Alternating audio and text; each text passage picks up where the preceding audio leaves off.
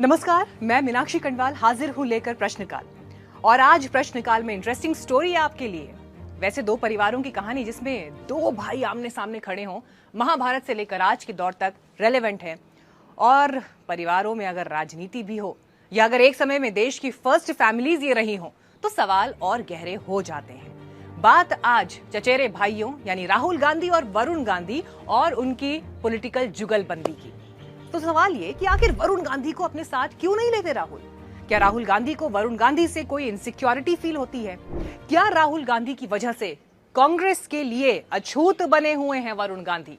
क्या राहुल गांधी को कहीं ये तो नहीं लगता कि वरुण गांधी उनसे ज्यादा अच्छे स्पीकर हैं, या मुद्दों की उन्हें ज्यादा समझ है, या ज्यादा लिखते पढ़ते हैं, ज्यादा प्रभावशाली वक्ता हैं, कहीं वो आगे ना निकल जाए? तो पॉलिटिकल एम्बिशंस के इसी पूरे सिनेरियो में आज प्रश्नकाल में इस पूरी खबर की होगी पड़ताल। जुड़े रहिए हमारे साथ।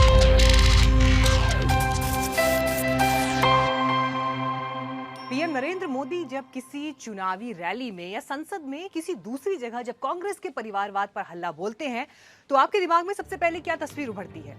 जाहिर सी बात है ना, आप कहेंगे सोनिया गांधी, राहुल गांधी, प्रियंका गांधी। वो इसलिए क्योंकि बीजेपी का पूरा कैंपेन कांग्रेस के नेहरू गांधी परिवार पर ही फोकस करता है।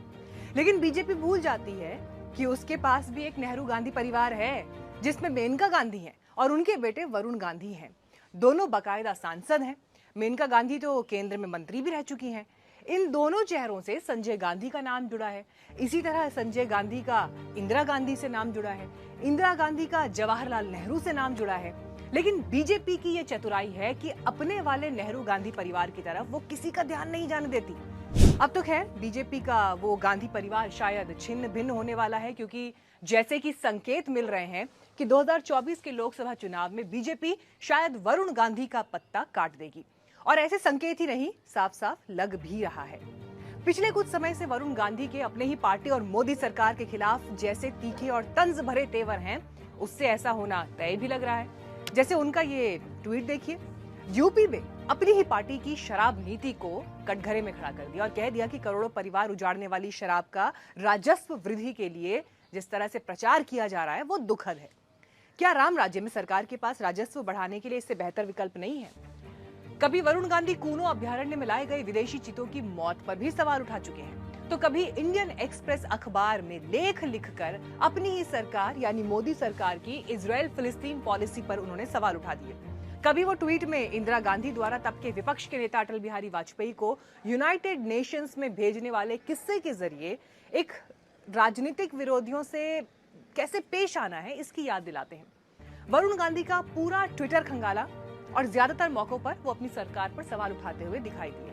यानी कुल मिलाकर कुछ समय से वरुण गांधी का स्टैंड एंटी एस्टैब्लिशमेंट ही दिख रहा है। लेकिन ये भी सच्चाई में है कि सत्ता पक्ष के भीतर विपक्ष बने रहना मोदी युग में संभव नहीं है। इसका अंदाजा तो शायद वरुण गांधी को भी अच्छी तरह से होगा कि वो बीजेपी के भीतर एंग्री यंग मैन बने नहीं रह सकते। यानी वरुण गांधी का पत्ता साफ होना तय है। तो ऐसी सिचुएशन में वरुण गांधी क्या करेंगे? क्या वो कोई दूसरी पार्टी ज्वाइन करेंगे? क्या उनका वेलकम कांग्रेस में होगा? क्या वो समाजवादी पार्टी का भी रुख कर सकते हैं? या जैसे कभी उनकी मां मेनका गांधी ने किया, क्या वरुण गांधी भी निर्दलीय रहने का रास्ता चुनेंगे? ये बहुत जल्द पता चल जाएगा। लेकिन इतना तो तय है कि अब बीजेपी उन्हें बर्दाश्त करने वाली नहीं है। उनका बीजेपी से पत्ता साफ होना लगभग तय है। यानी मोदी सरकार के विरोध की सजा वरुण गांधी को मिलनी तय है। तो फिर ऐसे में तो बीजेपी की सबसे बड़ी विरोधी पार्टी है कांग्रेस, और उसको क्या करना चाहिए ये सवाल है। राजनीति का तकाजा ये कहता है, और बीजेपी ने भी सबको ये सिखाया है कि जो आपके विरोधी का विरोधी है उसे अपना बना लो। पिछले 10 सालों में देख लीजिए बीजेपी में दूसरी पार्टी से ऐसी कितनी भर्तियां हुई हैं।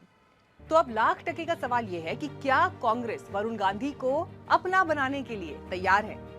देखिए, वरुण गांधी भी कोई मामूली शख्स नहीं है। गांधी खानदान से है। राहुल और प्रियंका के चचेरे भाई हैं। सोनिया गांधी की देवरानी मेनका के बेटे हैं। ऐसे में कांग्रेस को वरुण गांधी को गले क्यों नहीं लगाना चाहिए? क्या कांग्रेस में ऐसे नेता का स्वागत नहीं है जो कि अपने दम पर अकेले एंटी मोदी स्टैंड लिए हुए है? जरा 2 महीने पहले वरुण गांधी का किया हुआ ये ट्वीट देखिए। दूसरों के काम का क्रेडिट खुद लेने पर वो किस तरह से तंज कस रहे हैं, हर किसी को समझ में आएगा कि वो अपनी ही पार्टी के सुप्रीम लीडर यानी पीएम मोदी पर इशारों ही इशारों में निशाना साध रहे हैं। उन्होंने अंग्रेजी के चर्चित अखबार द हिंदू में लेख लिखा तो मोदी सरकार के 5 ट्रिलियन इकोनॉमी के दावों पर ही ये कहकर सवाल उठा दिए कि पहले जन कल्याणकारी व्यवस्था तो बनाइए, लेकिन बीजेपी के सांसद रहते हुए अपनी ही प्रचंड बहुमतधारी सरकार के बड़े फैसलों पर बड़े दावों की हवा पंक्चर करने में जुटे हुए हैं वरुण गांधी। लेकिन ताज्जुब की बात यह है कि अब तक वरुण गांधी कांग्रेस के लिए राजनीतिक तौर पर अछूत बने हुए हैं। और देखिए, ऐसा भी नहीं कि ये सवाल पब्लिक डिस्कोर्स में नहीं है। अगर सार्वजनिक विमर्श में नहीं होता तो राहुल गांधी से ये सवाल पूछा भी नहीं जाता कि क्या वो वरुण गांधी को कांग्रेस में लाने के लिए तैयार हैं। मैं जरूर प्यार से मिल सकता हूं, गले लग सकता हूं, मगर उस विचारधारा को मैं एक्सेप्ट नहीं कर सकता। तो राहुल गांधी अपने चचेरे भाई और सांसद वरुण गांधी को कांग्रेस में लाने के सवाल पर विचारधारा की दुहाई दे चुके हैं। लेकिन विचारधारा के मामले में खुद राहुल गांधी के इर्द गिर्द के लोग और उनके अपने करीबी नेता कितने टिके रह पाए हैं, ये भी तो किसी से छिपा नहीं है। और विचारधारा डटे हुए लोगों की खुद कांग्रेस ने कितनी कद्र की, उन्हें कितना बढ़ाया, उनकी कितनी मदद की, उन्हें कितना प्रतिनिधित्व दिया, ये सवाल भी अपनी जगह बना हुआ है, वरना लोग छोड़कर क्यों जाते। खैर, असल में वरुण गांधी को लेकर राहुल गांधी के कुछ डर हैं। कुछ डर तो ऐसे हैं जो कि सीधे सामने दिखते हैं और स्वाभाविक हैं। जैसे वरुण गांधी का मुसलमानों के खिलाफ करीब 15 साल पहले दिया गया वो विवादास्पद भाषण, जिसमें उन्हें जेल भी हो चुकी है। मेरे समय में अगर किसी गलत तत्व के आदमी ने हिंदुओं के ऊपर हाथ उठाया या हिंदुओं के ऊपर ये समझा कि ये कमजोर है, इनके पीछे कोई नहीं है, इनका कोई नेता नहीं है, इनके नेता हमारे जूते चाटते हमारे वोट के लिए, तो अगर किसी आदमी ने हिंदुओं के ऊपर हाथ उठाया, मैं गीता की कसम खा के कहता हूं, मैं उस हाथ को काट डालूंगा। तो देखिए, ये उस दौर की बात है जब वरुण गांधी नए नए बीजेपी में गए थे और उन्हें बीजेपी के फायर ब्रांड नेता के तौर पर देखा जाने लगा था। उन्होंने उस दौर में पार्टी संगठन में सीढ़ियां भी बहुत तेजी से चढ़ी और महज 33 साल की उम्र में बीजेपी के राष्ट्रीय महासचिव बन गए। बीजेपी में इतनी स्पीड से इतने बड़े पद तक पहले कोई नेता नहीं पहुंचा था। ये 2013 की बात है जब राजनाथ सिंह के हाथ में बीजेपी की कमान थी। राजनाथ से बीजेपी की कमान अमित शाह के हाथ में जाते ही वरुण गांधी के सितारे गर्दिश में जाने लगे। लेकिन ऐसा माना जाता है कि वरुण गांधी को लेकर राहुल गांधी के कुछ दूसरे डर भी हैं। जैसे वरुण गांधी काफी प्रभावशाली वक्ता हैं, हाजिर जवाब हैं, ठीक ठाक सेंस ऑफ ह्यूमर रखते हैं, अपनी बातों को आंकड़ों और तथ्यों के साथ रखते हैं। वरुण गांधी किसी थिंक टैंक की तरह हैं। उनकी जनता में पकड़ भी राहुल गांधी के कंपैरिजन में ठीक ठाक मानी जाती है। हाल में टीवी न्यूज चैनल्स के सर्वे में वरुण गांधी की गिनती काम करने वाले सांसदों के रूप में हुई थी और पीलीभीत सीट से उनके फिर से जीतने की संभावना जताई गई थी। वो सर्वे वरुण गांधी ने अपने ट्विटर पोस्ट पर भी शेयर किया था और इसीलिए ऐसा माना जाता है कि वरुण गांधी राहुल गांधी पर भारी पड़ सकते हैं और मामला इनसिक्योरिटी का भी हो सकता है, क्योंकि वरुण गांधी कंपैरेटिवली प्रभावशाली दिखते हैं। वरुण के सेंस ऑफ ह्यूमर की झलक इस वीडियो में दिख जाएगी जब उनकी एक सभा के दौरान एक साधु का फोन बजा तो वरुण गांधी ने कैसे चुटकी ली, आप खुद सुनिए। नन्हे मुन्ने बच्चे हैं, बच्चियां हैं, बेटियां हैं, बेटे हैं। मैं चाहता हूँ ये जमीन हम उनके लिए सींच के जाएं। मैं चाहता हूँ कि महाराज जी दे दीजिए, फिर क्या फर्क पड़ता है, हो सकता है कोई जरूरी हो। क्यों मत सुनो, इधर आओ, इधर आ जाओ। आप बिल्कुल इनको ऐसा मत करो, कल जाके ये मुख्यमंत्री बन जाएंगे, फिर हमारा क्या होगा। तो वरुण इस कला को जानते हैं कि पब्लिक स्पीकिंग क्या चीज होती है। वो जानते हैं कि पब्लिक को कैसे बांधे रखना है। तब पब्लिक को बांधे रखेंगे तो पॉलिटिक्स का जो मैसेज है वो जमीनी लेवल तक कन्वे भी हो पाएगा। लेकिन वरुण गांधी को कांग्रेस में लेने को लेकर राहुल गांधी ये कहकर वीटो लगा देते हैं कि मामला तो भाई विचारधारा का है। देखिए, वो बीजेपी में हैं, शायद अगर वो यहाँ चलेंगे उनको प्रॉब्लम हो जाएगी, मगर मेरी विचारधारा उनकी विचारधारा से नहीं मिलती। हालांकि ऐसा माना जाता है कि प्रियंका अपने चचेरे भाई वरुण गांधी को लेकर सॉफ्ट कॉर्नर रखती हैं। पिछले साल यानी 2023 की शुरुआत में ऐसी खबरें भी उड़ी थी कि प्रियंका गांधी वरुण गांधी को कांग्रेस में लाने की इच्छुक हैं।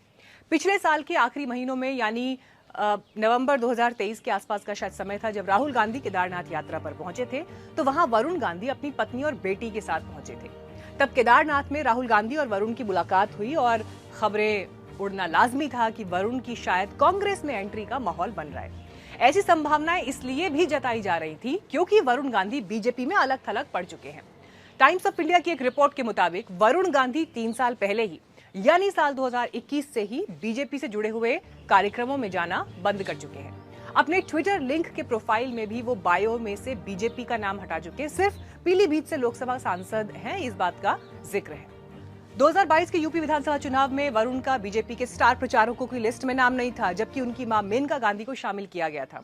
उससे पहले 2017 के यूपी विधानसभा चुनाव में भी स्टार प्रचारकों की सूची से वरुण गांधी का नाम हटा दिया गया था, क्योंकि उन्होंने रोहित वेमुला सुसाइड केस और किसानों के मुद्दे पर सरकार के खिलाफ स्टैंड लिया था।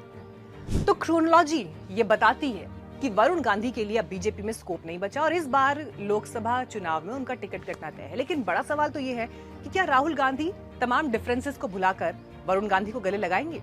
हालांकि ऐसा लगता तो नहीं है। हो सकता है कि 5 साल पहले राहुल गांधी के पीएम बनने की संभावनाओं को लेकर वरुण गांधी का जवाब भी राहुल गांधी के जहन में शायद अब तक गूंज रहा होगा। अब देखिए, मैं कोई ज्योतिष तो हूँ नहीं, लेकिन मुझे ऐसा लगता है कि अगले 10-20 साल तो मेरे को लग नहीं रहा। ये वरुण गांधी का 2019 का बयान है, जिसमें उन्होंने कह दिया कि राहुल गांधी का अगले 10-20 साल तक पीएम बनने का कोई चांस नहीं। लेकिन राजनीति में जब दुश्मन एक हो तो उससे लड़ने के लिए लोग कैसी कैसी कड़वी बातें भुला देते हैं, ये कोई नई बात नहीं। वरुण गांधी को लेकर राहुल गांधी रीथिंक करेंगे या नहीं, लेकिन कांग्रेस में अब ऐसे नेताओं का अकाल हो गया है जो कि जनता से प्रभावी संवाद कर सके और इसीलिए पब्लिक तक कांग्रेस अपनी बात नहीं पहुंचा पा रही है। जबकि वरुण गांधी अपनी बात को किस तरह से पब्लिक तक पहुंचाते हैं, उसकी एक बानगी देखिए। मेरी सोच ये है कि हम अगले चुनाव के लिए नहीं, अगली पीढ़ी के लिए काम कर रहे हैं। ये देखिए, चुनाव आएंगे जाएंगे, कोई बनेगा, कोई जीतेगा, कोई हारेगा। देश का क्या होगा? मैं एक आस्तिक हिंदू, मैं एकादशी पे व्रत रखता हूँ। मेरे घर में अखंड ज्योति जलती है देवी की और हनुमान जी की।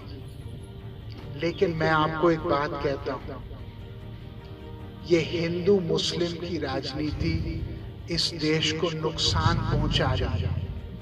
ये नफरत की राजनीति इस देश को नुकसान पहुंचा रही है। ये सच्चाई कांग्रेस को मान लेनी चाहिए कि उनके सबसे बड़े लीडर राहुल गांधी की पब्लिक स्पीकिंग स्किल्स कन्विंसिंग नहीं है। मतलब कि अगर पब्लिक उनका भाषण सुनने आई है तो वो कुछ हासिल करके नहीं जाएगी। राहुल की भाषण शैली का आलम यह है कि वो कई बार अपनी ही फजीहत करा चुके हैं। जैसे यूपी में न्याय यात्रा के दौरान 20 फरवरी का उनका ये भाषण वायरल हो गया। रात को बाजा बज रहा है, बाजा बज रहा है, वहां पे शराब पिए सड़क पे लेटते हुए बाजा बज रहा है। यूपी का भविष्य रात को शराब पिए नाच रहा है, डांस कर रहा है नशे में। जब पब्लिक ही नहीं समझ रही तो फिर भाषण में कही हुई बात जमीन तक कैसे पहुंच पाएगी? और यहीं पर कांग्रेस ग्राउंड लूज कर रही है। ये ध्यान रखना जरूरी है कि कांग्रेस का मुकाबला मोदी से है, जिन्होंने सबसे ज्यादा ध्यान इसी पर दिया कि पब्लिक तक लाउड एंड क्लियर मैसेजिंग पहुंचानी कैसे है। इस मामले में कांग्रेस के पास वरुण गांधी एक असरदार और प्रभावी हथियार हो सकते हैं, लेकिन वो तब होगा जब राहुल गांधी उन्हें एक्सेप्ट करेंगे, क्योंकि अभी तो कांग्रेस के भीतर राहुल ही सर्वे सर्वा है, भले ही उनके पास कोई पद ना हो। आप इस पर क्या सोचते हैं? अपनी राय जरूर हम तक पहुंचाएं। इस वीडियो में इतना ही। वीडियो देखने के लिए आपका बहुत बहुत धन्यवाद। न्यूज चैनल के मेंबर बने या फिर आप इन वीडियोस को ज्यादा से ज्यादा लोगों तक शेयर भी करें। बहुत धन्यवाद।